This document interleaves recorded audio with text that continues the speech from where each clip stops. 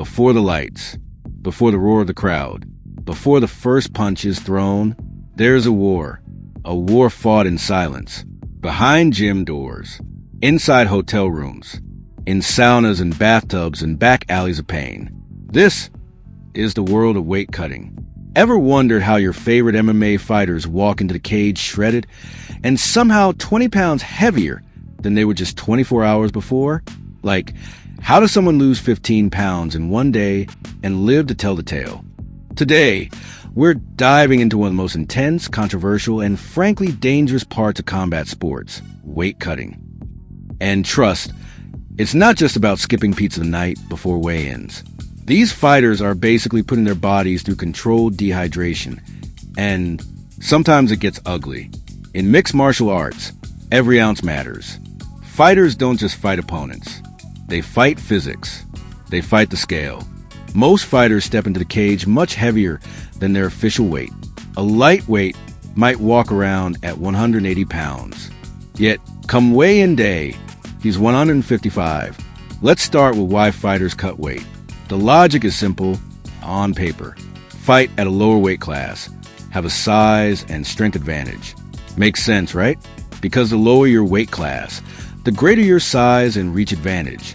At least in theory. It's a game of margins. And those margins are carved from flesh, water, and willpower. Here's the kicker.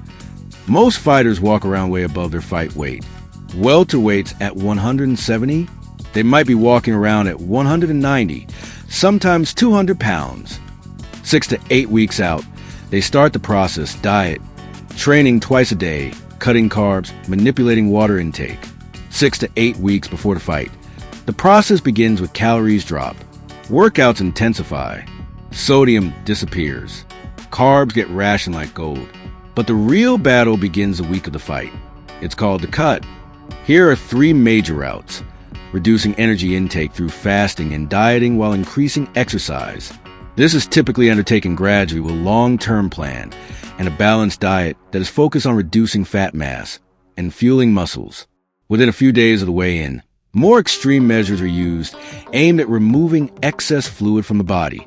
These measures include heated activities, such as running or wrestling while wearing specialized suits or extra layers to increase sweating when exercising. Stopping or limiting fluid intake can even go as far as spitting out saliva. Long-term weight management, 4 to 8 weeks before weigh-in. Dietary adjustments. Fighters often adopt calorie-restricted, high-protein diets while still consuming enough nutrients to fuel their training. Carbohydrate intake is typically reduced to deplete glycogen stores, which hold water in the muscles. Exercise. Intense training burns calories and helps reduce body fat. Cardio workouts like running, swimming, or cycling are common to facilitate fat loss while maintaining lean muscle mass. Short-term weight cutting, 3 to 7 days before weigh-in. Water loading and dehydration. Perhaps the most controversial method is water manipulation.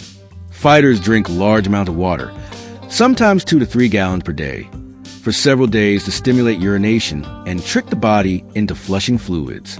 Then, they drastically reduce water intake, even to 0, 24 or 48 hours before weigh-in. Sodium restriction. Sodium causes the body to retain water. Cutting sodium helps flush out excess fluid. Saunas and sweatsuits. Fighters may spend hours in saunas, hot baths, or wrapped in sweatsuits to shed the last few pounds through sweating. Laxatives or diuretics. Used dangerously by some, these are sometimes employed to remove fluid from the body, though they can lead to severe dehydration and health issues. The final week, that's where it gets brutal. Fighters limit sodium, drink gallons of water, like 2 to 3 gallons a day, then suddenly stop drinking water altogether. It's brutal due to the fact there are things that are advised against because they can cause harm, such as taking laxatives, diuretics, or enemas. Normal defecation is likely to reduce the body weight by about 100, 130 g. However, depending on diet, it can be as much as 470 g. Using laxatives or enemas can clear out the digestive tract, sometimes shedding about 1 kilogram of weight, although this is risky and discouraged by health experts. And then it's time to sweat out. Saunas, hot baths, sweatsuits. Imagine trying to lose 10 pounds of water weight overnight, on purpose. water loading, 2 to 3 gallons a day, then none. The body panics. Muscles cramp. The brain dulls. Yet still, they push. They sweat, and sweat, and sweat. Now here's the crazy part. After weigh-ins, fighters immediately start rehydrating. IVs used to be common, but they're banned in many places now. They'll pound electrolyte drinks, high-carb meals, and literally put back 15 to 20 pounds overnight. That featherweight you saw step on the scale at 145, by fight night, they might weigh 165. That's lightweight territory. Some drop 10 to 20 pounds in 48 hours. Not fat, not muscle, just water. Life's most essential element. Pushed out, drop by drop.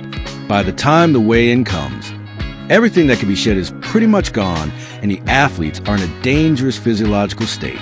Reducing water intake while increasing water loss leads to reductions in body water content, which directly reduces blood and plasma volume, extracellular water, and hemoglobin mass. All things are key for health and transporting energy, ions, and minerals around the body. This fine physiological balancing act can result in a boxer collapsing before or at the weigh-in. The human body isn't built for this. Organ strain, kidney scream, the brain, starved of fluid, pulls back from the skull. Some fighters have suffered seizures. Others collapse mid-cut. A few don't make it back at all. In pursuit of victory, they gamble their health, their futures, their lives. Then, suddenly, it's over. They make weight. And the race begins to reverse the damage, gallon after gallon of fluids, salts, sugars, fats. IVs used to be standard until regulators stepped in. Now, it's a time dance of rehydration, carefully calculated to refill the body without shocking the system. In just 24 hours, a fighter can regain 15, sometimes 20 pounds. By fight night, they're not the same man who stood on that scale, but the debate rages. Is this sport or is this sanctioned starvation? Some organizations, like One Championship, have banned drastic cuts. They use hydration tests. You fight at your real weight.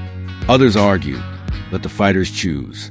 But choice fades when your opponent cuts. And you don't. It's not just about skill anymore. It's about how far you're willing to go, how much you're willing to lose to win. Science is catching up. Teams now include nutritionists, physiologists, rehydration specialists. The guesswork is shrinking, yet the core remains the same. A battle between body and will. A ritual of pain that few understand. And fewer survive unscathed. Before every fight, there is a private war. A fighter stripped bare, not just a pound, but of ego, comfort, safety. No crowd, no paycheck, no glory. Just a scale and a soul willing to suffer for the chance to fight.